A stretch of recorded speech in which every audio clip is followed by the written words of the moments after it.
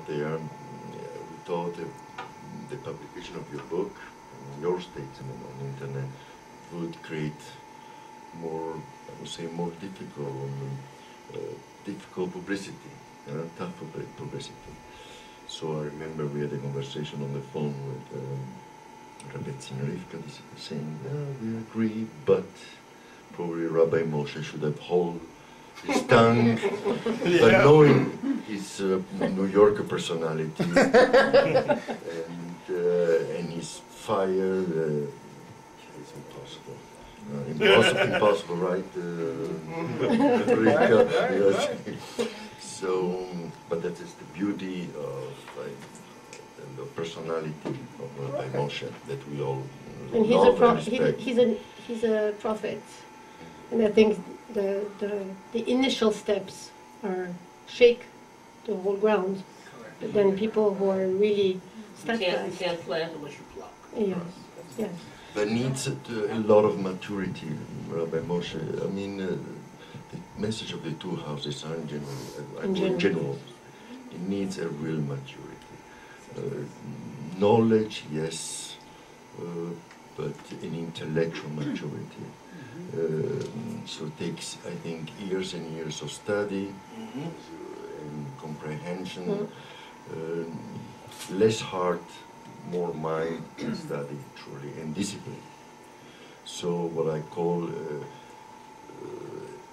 revolution of become more a bright mind, Jewish mind, you know what I'm saying. Hebraic mindset. A bright mind setting. So it is not easy to wash away all the Christian heritage and way of thinking also. Just like that. So it takes years and years, and it's a long way to go for all of us. I'll just go quickly since we don't have much time. But what happened since we were here last January?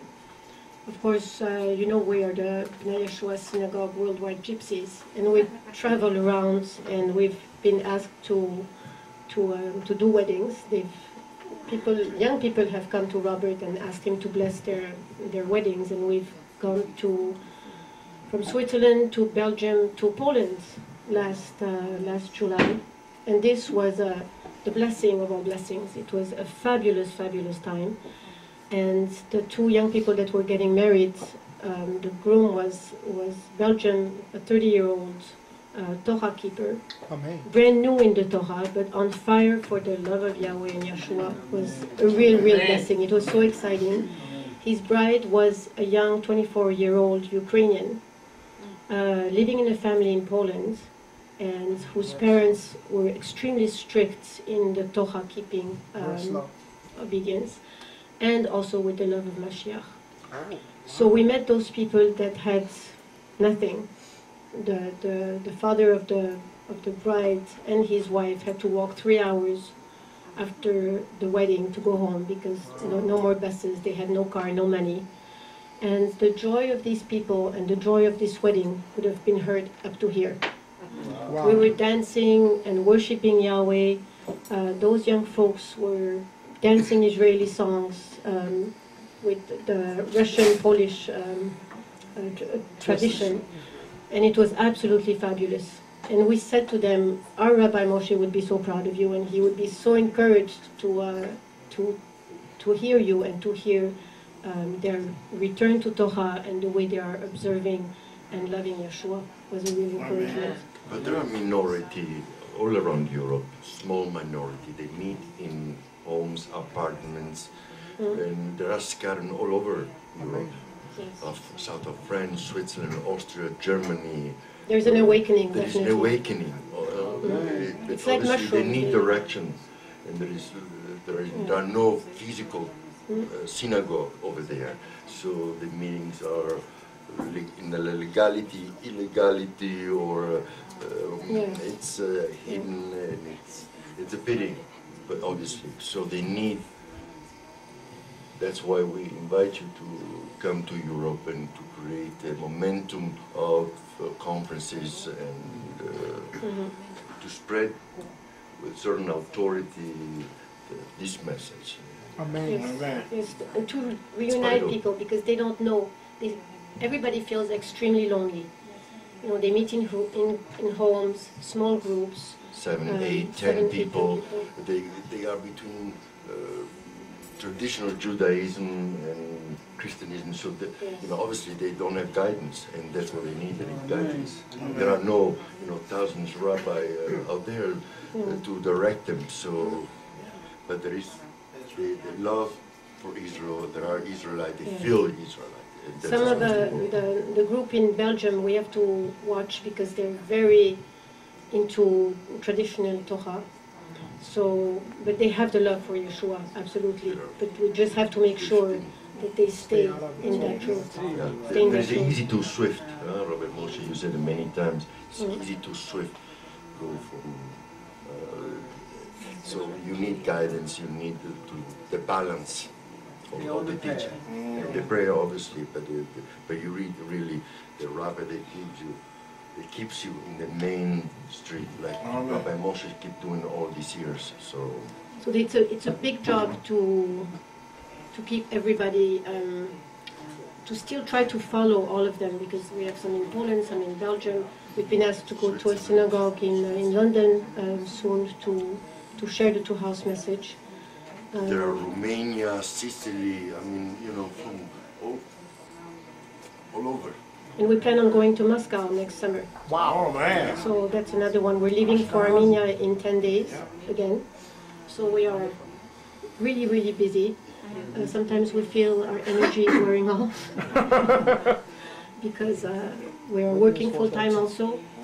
We need to raise funds also for projects like the school, for the upkeep of Yeshua synagogues worldwide, because most of them have no money, nothing. So the pressure is high, but Baruch Hashem Yahweh, we're trying. We almost didn't get here. As I told Rivka over the phone last night, immigration held me for 6 hours in New York. Wow. They were not going to let me in. They said, "Lady, it doesn't look good for you. You're going to have to be sent back to your country."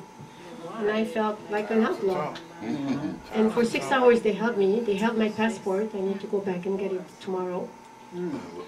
Or day after tomorrow. But Robert was cool. I thought he was going to lose his temper, but he didn't. So we knew that Yahweh wanted us down here, and he just did the blessing for his older son in Charleston, in a Baptist church. But he did the 7 blessings in Hebrew. In Hebrew with the pastor, that he said, "Oh yeah, wonderful, I think it's the greatest things." So, and here we were, in the Baptist church, me with the talid and he beside me, and he looked at me with love, and it was wonderful. It was wonderful. You know, it was great testimony. Great testimony. And we thank you, Rabbi Moshe, for all the teachings, for all what you say verbally and written. Thanks for all. I think we thank from all of us in Europe, worldwide. Thank you again. Amen. I think you are I say it again, I said it last time, that people here, you don't know what you have. And people that left, they don't know what they left. Amen.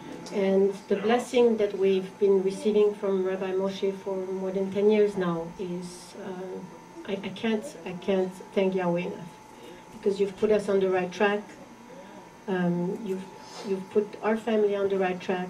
And this is the message of the end times, for sure. Amen. And we don't have, when people say sometimes to us, it takes time, we need time, and I say to them, we don't have time.